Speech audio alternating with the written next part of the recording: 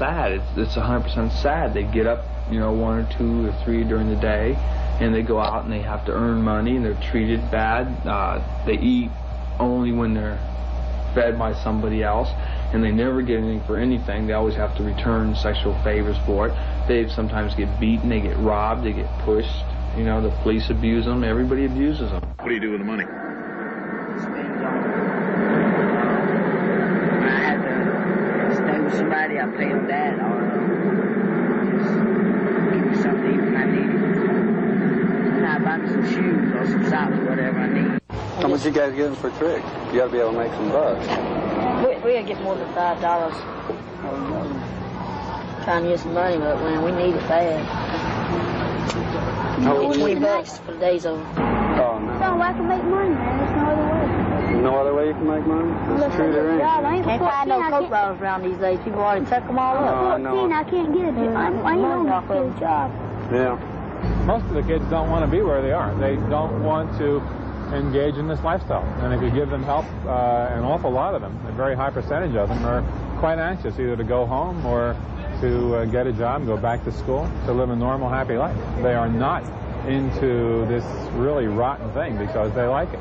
If they stay in it long enough, they develop attitudes that make it very difficult for them to do anything else. If you work here in our center and you do not develop a bad memory, you don't work here very long. The tragedies, the violence, the fact that some of the kids that come into us are killed because they cannot escape the exploitation is a very hard thing to bear. Our staff does not really last very long here. Who's running it? I can't tell you. Why? They do something to you? Something like that. Yeah, I understand what you're saying. Well, if they have that many kids, what's their where is it located? Is it what part of town? I'm not. But you're not going to tell me the location. They're killing me. If they're running slowly, breaking fingers, toes, ankles. Yeah. All you have to do is. The youth then detailed how boys are procured and then held by the service. Strictly all the boys from Houston. Closed circuit. All the boys from Houston. Oh no, these guys, like hitchhikers that are hitchhiking in, they pick them up, give them a place to stay, and then tell them, look, you owe us some money. All fairly young? Very young. What's the youngest? About 9. 9 years old. Well, this is one little kid's little But they have them all the way up to what, 18, 20? 21. Now, do they provide y'all with protection? I mean, are they protected? Well, Vice doesn't touch them. But you don't know why? Or do you know why? I don't know why. All I know is Vice doesn't touch them. Do they teach the kids how to perform sexually at this place? They teach them how to do it? I mean, like... Well, usually they get some... The train. What happens if a kid won't perform? Do they kind of get down on him pretty heavy? No, they just get rid of him. Well, how do they keep him quiet? So he won't talk. Well, they usually have an example. Once someone break a finger or two. Have they done that in front of you? Yeah, they've done it a couple of times. Some John, they didn't pay up. One time they took him into the room and they broke his finger. One at a time. Boys told our undercover investigator, a former drug rehabilitation counselor and sex therapist, that they are not proud of what they do.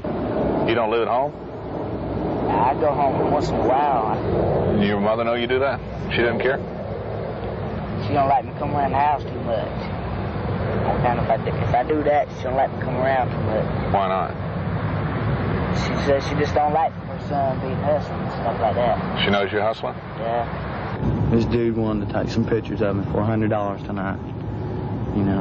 Stuff like that. This is stupid stuff. Well, yeah? Why do you say it's stupid? You're doing it. Well, hey, you gotta live. I'm ashamed of it, too. You're ashamed of it? Sure. Why? Hey, man, I wasn't brought up this way. What kind of family are you from? I have real nice people. I mean, it was me that messed up. Your parents know what you're doing? Oh, no. I'd never let them know. God. Hell, I've heard them too many ways already. Well, the reason I'm here is, when I was 13 years, well, I was 10 years old when my mom got remarried. And when she did, this thing she married came into my room and raped me. And they had to take me to the hospital and put 3 stitches in me. You know? That's when you were 10? Yeah. So then what happened? How'd you end up leaving home?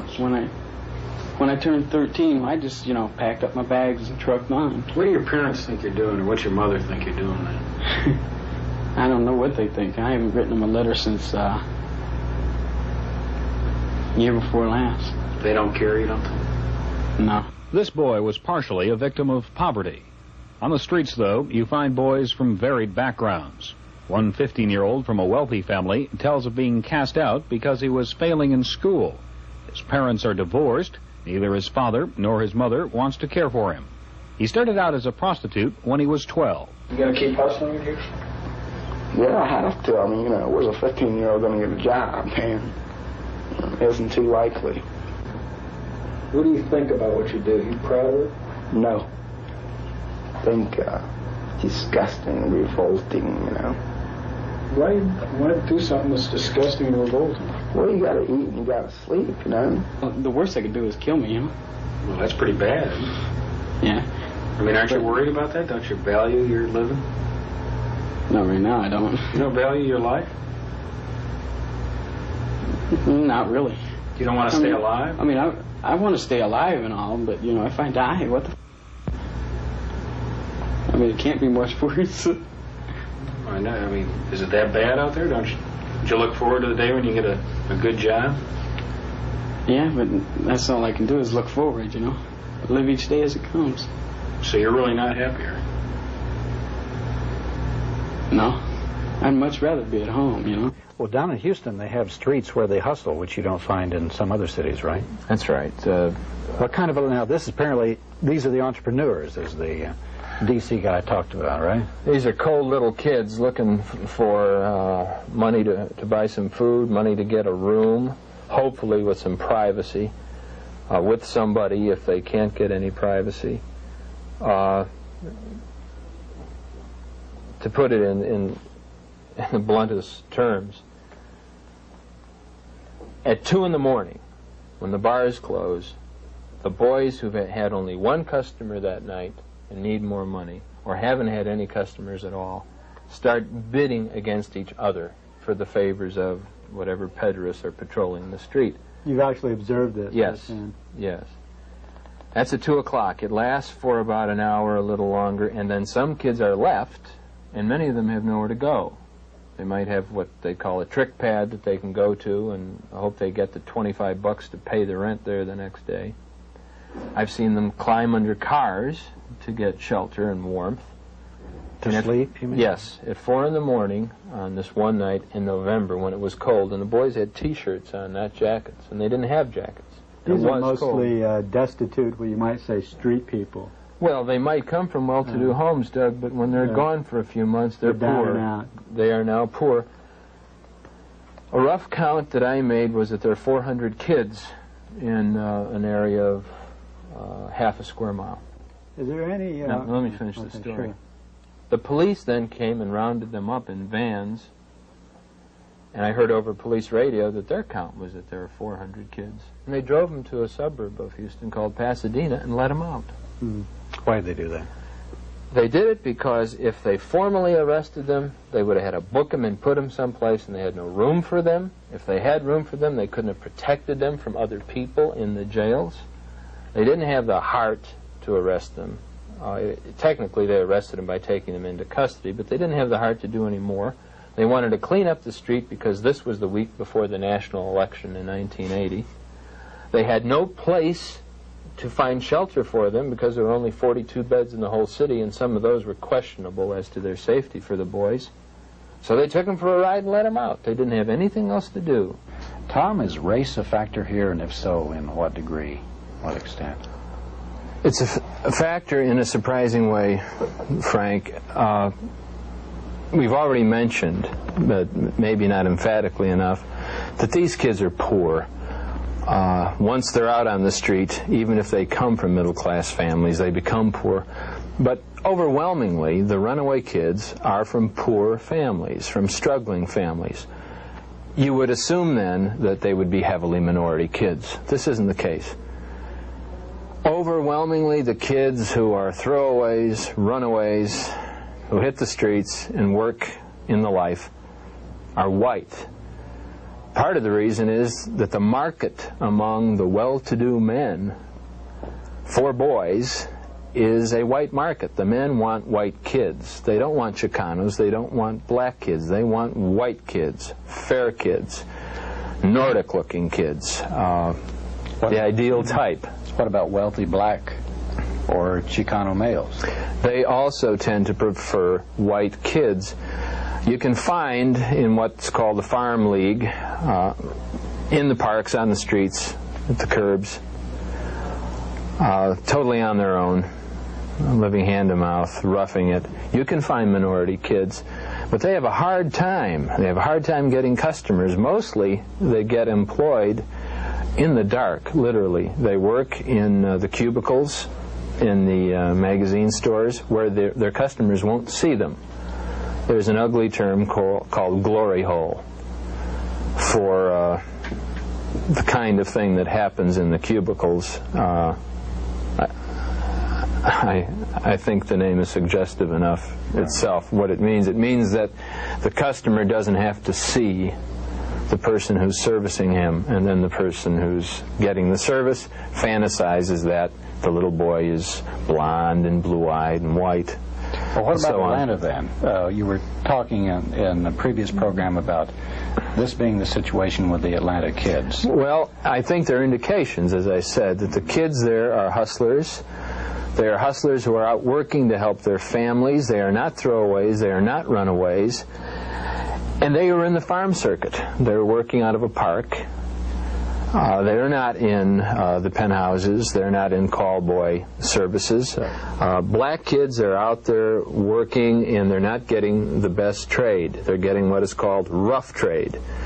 Men who will pay less and want more and be more likely to inflict violence as part of the price.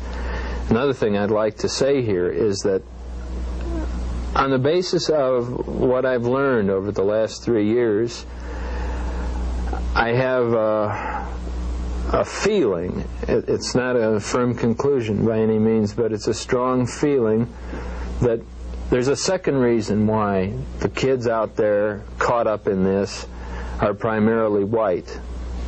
The first reason is that the rich men want white boys. I think there's a second reason, and that is that poor, struggling black families are taking better care of their kids than white families are.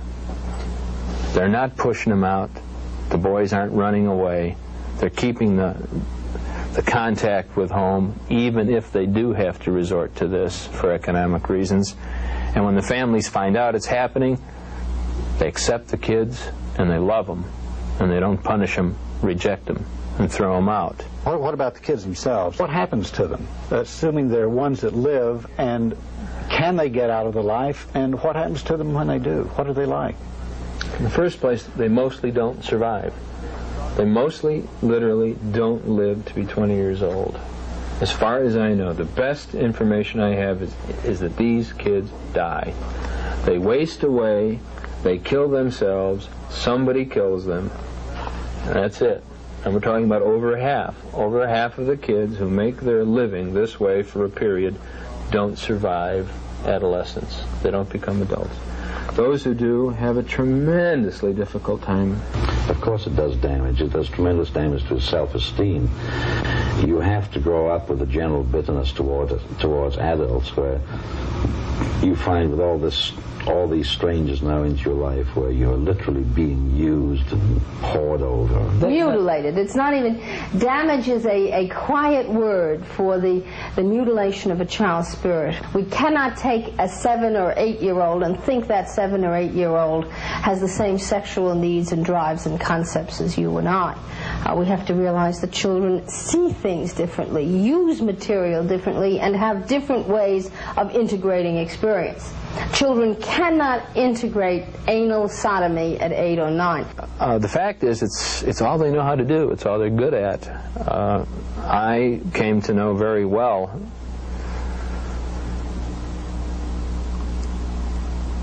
a 22-year-old hustler masquerading as a 16-year-old for whom